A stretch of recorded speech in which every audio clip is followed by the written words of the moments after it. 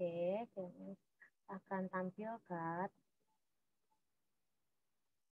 materi kita pada siang hari ini, yaitu Tuhan pedoman kehidupan keluargaku. Ya.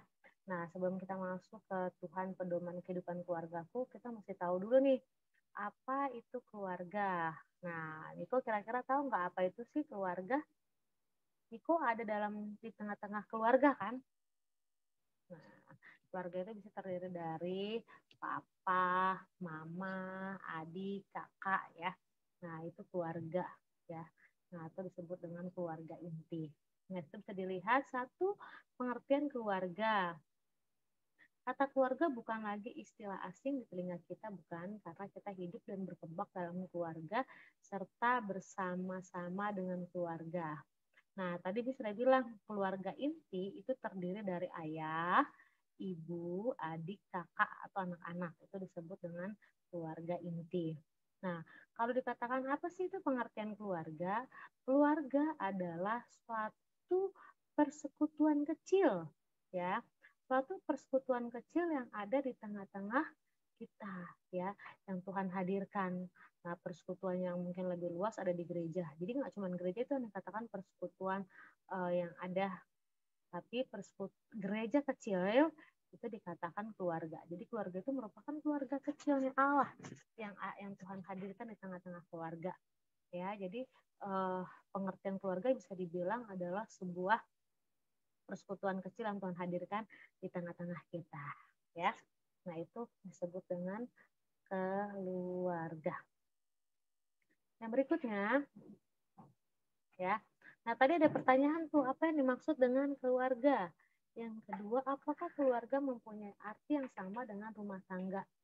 Nah, harus bisa dibedain nih, apa yang dimaksud dengan keluarga? Tadi sudah bilang keluarga adalah sebuah persekutuan kecil ya yang Tuhan hadirkan tengah-tengah kita, tengah-tengah Niko. Berarti Niko itu termasuk kalau dikatakan apa sih itu keluarga, berarti Niko adalah persekutuan kecil yang Tuhan hadirkan nih. Berarti ada mama, ada papa, ada adik raja. Nah, itu disebut dengan keluarga atau keluarga inti. Jadi keluarga inti cuma Niko, papa, mama, dan adik ya.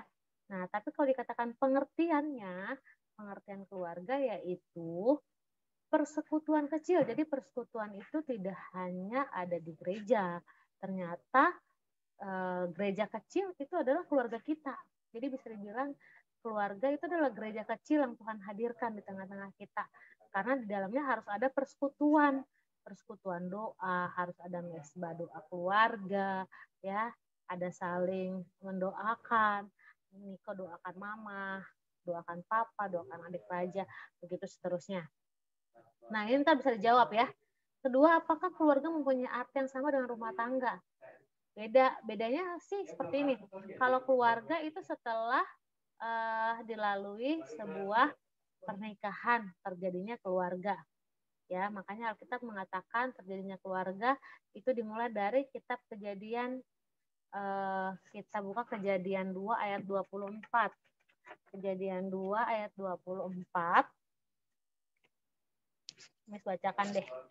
Kejadian 2 ayat 24 di sana berbunyi seperti ini. Ayat 24-nya. Sebab itu seorang laki-laki akan meninggalkan ayahnya dan ibunya dan bersatu dengan istrinya sehingga keduanya menjadi satu daging. Nah, kata di sini menjadi satu daging yaitu dalam ikatan pernikahan, akhirnya terjadinya sebuah keluarga. Nah, itu diawali dengan terjadinya keluarga. Kemudian rumah tangga itu berarti ya, kalau rumah tangga itu bedanya begini. Kalau keluarga tadi setelah fase pernikahan, kemudian terjadinya keluarga, rumah tangga berarti melibatkan seluruh yang terlibat di dalam keluarga, ya. Nah, jadi seisi keluarga itu, ya.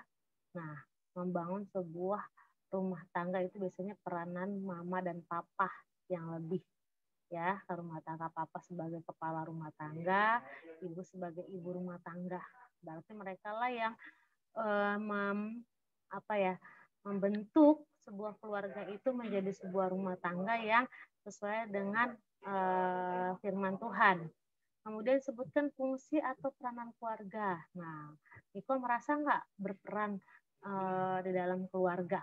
Berarti fungsinya sebagai keluarga didapat oleh Niko. Nah, di sini ada nih ciri-ciri pokok, yakni satu, keluarga merupakan kelompok atau persekutuan sosial yang paling kecil. Tadi ini sudah bilang gereja kecilnya Tuhan yaitu keluarga. Keluarga terbentuk apabila ada ikatan darah.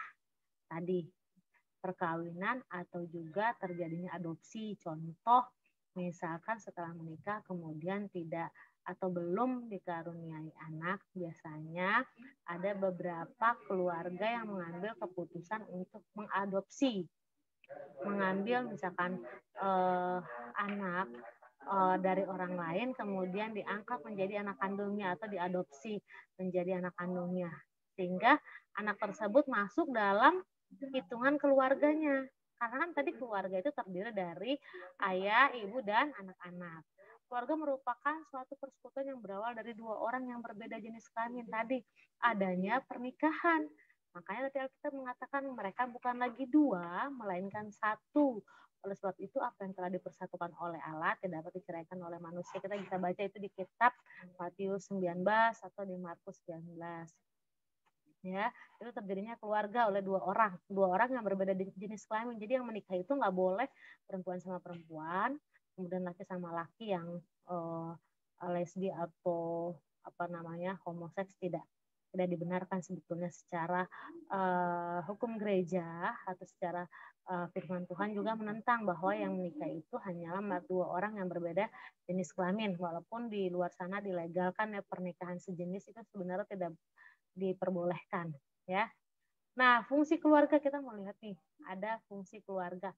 Yang pertama fungsinya fungsi biologis. Maksudnya apa sih? Yang berkaitan dengan pemenuhan yang bersifat biologis.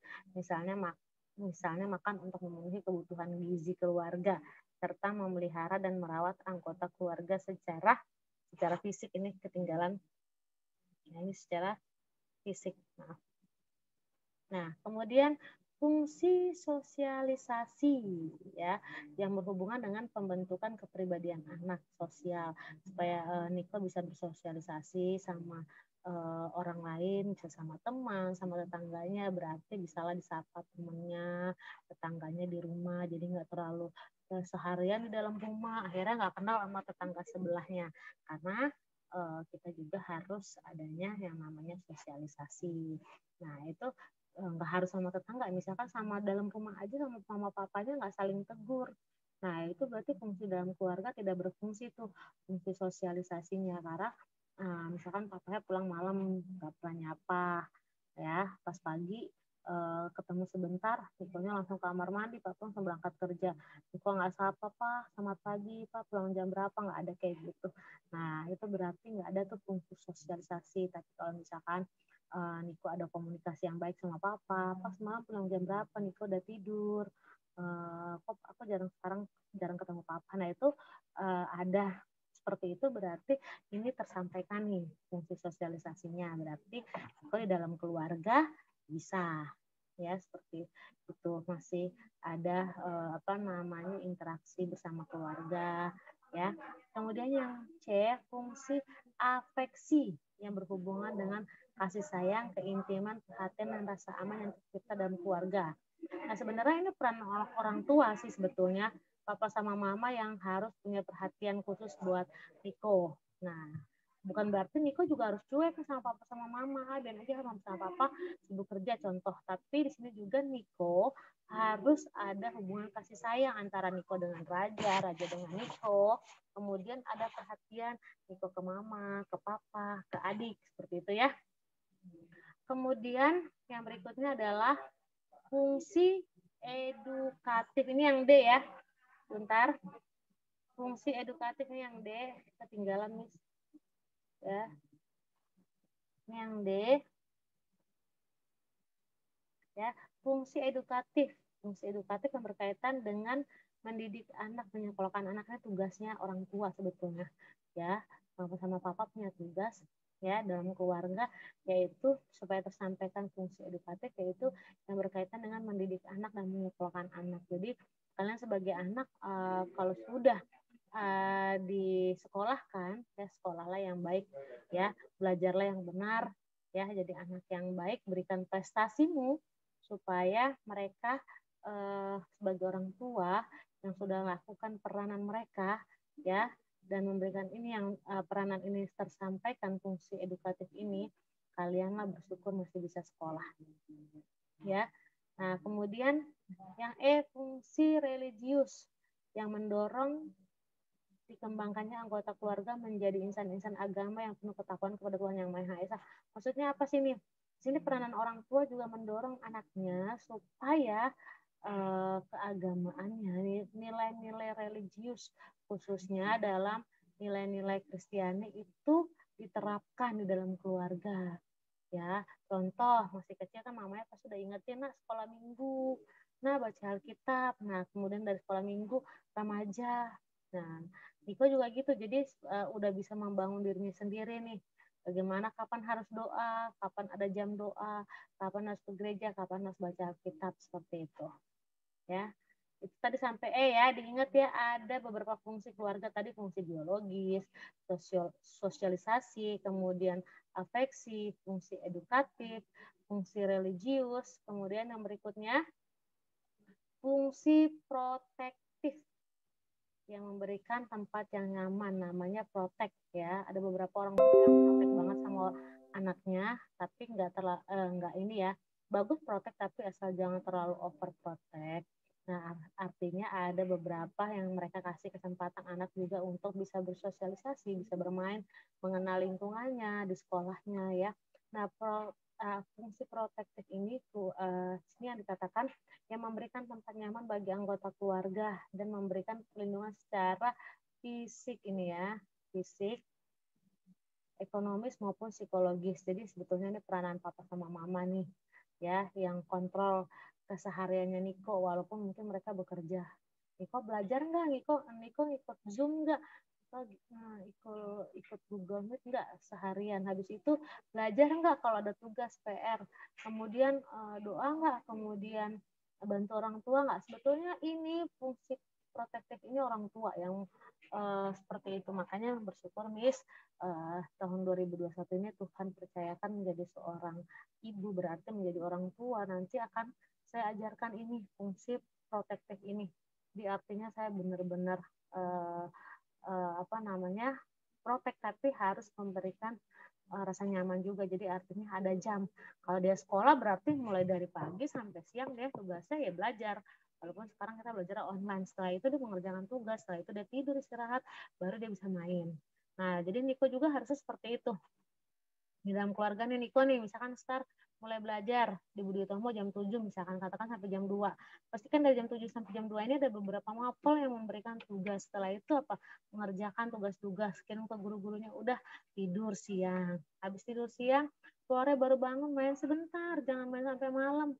Pulang, mandi, makan, ingat lagi ada tugas nggak, lanjutin lagi. Terus ingat aku belum berdoa nih, satu hari ini berdoa lah. Berikan waktumu dalam satu hari itu ada waktu untuk berdoa. Nah, kalau udah seperti itu, fungsi protektif mama sama papa juga ngerasa mereka bisa memberikan itu. Ya, karena kamu juga bisa terapkan itu dalam keluarga. Yang G, fungsi rekreatif dengan tujuan untuk mencari hiburan, memberikan suasana yang segar dan gembira dalam lingkungan keluarga. Ini karena lagi COVID ya, lagi corona, beberapa tempat hiburan wisata itu ditutup. Sebetulnya memang keluarga yang terlihat harmonis itu memang ada beberapa yang harus dilakukan. Salah satunya itu mereka harus ada ini ya, tadi fungsi rekreatif ya. Jadi seharusnya tuh biasanya 3 atau 6 bulan sekali seharusnya ya papa atau mama itu biasa ngajak isi keluarganya itu untuk rekreasi. Tujuannya apa? Di situ akan terjalin nih komunikasi yang baik antara orang tua dan anak. Karena mungkin selama ini orang tua kan sibuk bekerja, pulangnya malam sama anak-anak, akhirnya kurang komunikasi. kalian sekolah, kalian sibuk main dengan temennya, kurang komunikasi. Nah, ketika fungsi ini dijalankan, fungsi rekreatif ini biasanya akan ada komunikasi yang baik antara orang tua dan anak, ya. Rilekskan pikiran. Karena sekarang kan suasananya happy ya, gembira. Nah, biasanya dulu kalau Miss sendiri sebelum corona ini biasanya dulu karena belum dikaruniai anak, biasanya berdua ya, karena 1 bulan sekali atau 3 bulan sekali itu biasanya jalan. Karena apa? Disinilah terjalin komunikasi, makanya tuh nggak ada yang namanya salah paham antara, contoh nantinya nggak ada salah paham antara anak dan orang tua, ya seperti itu, orang tua dan anak. Nah ini harus dijalankan ini 3 bulan sekali atau sebulan sekali, mungkin cuma ke mall bareng. Ya kayaknya Niko pernah ya sama mama ya sama mama sama papa ya pernah ya gitu. Nah itu sebetulnya itu fungsi rekreatif dalam keluarga supaya tercipta nih keluargaku, ya keluarga yang diberkati Tuhan, harmonis. Harmonis bukan berarti nggak ada masalah ya, di tengah-tengah keluarga itu pasti mau apa pasti ada beda-beda pendapat, ada orang tua sama anak pasti ada ya, bukan berarti harmonis itu nggak ada masalah ya, ada masalah namun ya tetap eh, artinya dibicarakan baik-baik dan ada solusinya. Baik yang fungsi ekonomis ya, yang berkaitan dengan orang tua yang mencari sumber-sumber penghasilan untuk memenuhi kebutuhan keluarga dan pengaturan. Nah, fungsi di sini biasanya yang menjalankan siapa? Papa dan mama. Karena pada hakikatnya seorang anak itu ketika masih usia belajar ya tugasnya hanya belajar ya, belajar sekolah yang benar gitu kan. Pesan mama papa kan bisa gitu, mama papa cari duit, cari uang untuk biaya sekolah, kalian punya tugas adalah belajar yang baik untuk jadi orang yang sukses, seperti mimpi orang tua seperti itu. Nah fungsi ini ya, nah jadi nanti ya pas minggu itu nanti sebentar lagi ini Miss masih, karena kan 10 Miss kan 56 10 15 sampai 11.45 sebentar lagi, dikit lagi ya itu ya. Nah itu tadi. Kemudian yang fungsi status sosial, yakni kedudukan atau status yang diwariskan kepada anaknya. Nah itu biasanya ini warisan yang diturunkan dari orang tua kepada anak ya. Nah sampai di sini dulu, sampai fungsi keluarga ya, karena mungkin waktu. Nanti minggu depan kita akan lanjut ke peranan Allah dalam kehidupan keluarga. Pastikan kalian sudah gabung ya, seperti itu. Baik, sampai di sini Niko ada yang ditanyakan?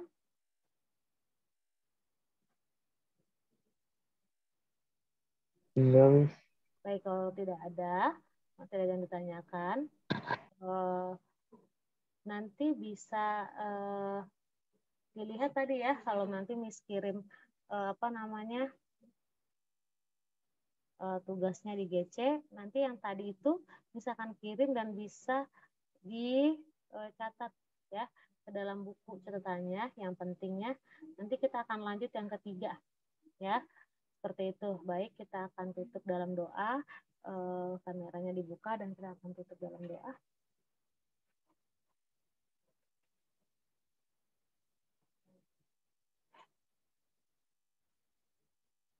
Dibuka kameranya itu, kita akan tutup dalam doa.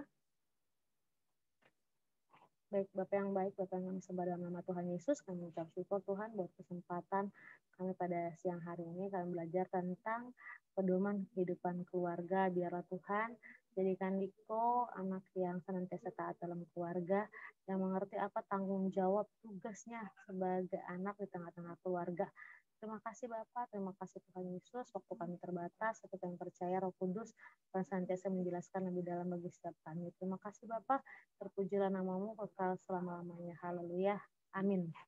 Baik, sampai di sini pertemuan kita pada siang hari ini. Ntar Miss kirim tugasnya di GC, jadi bisa dicatat yang pentingnya, kemudian nanti difotokan dan kirim ke via WhatsApp dan Ocah. Sampai di sini pertemuan kita. Tuhan Yesus memberkati. Shalom.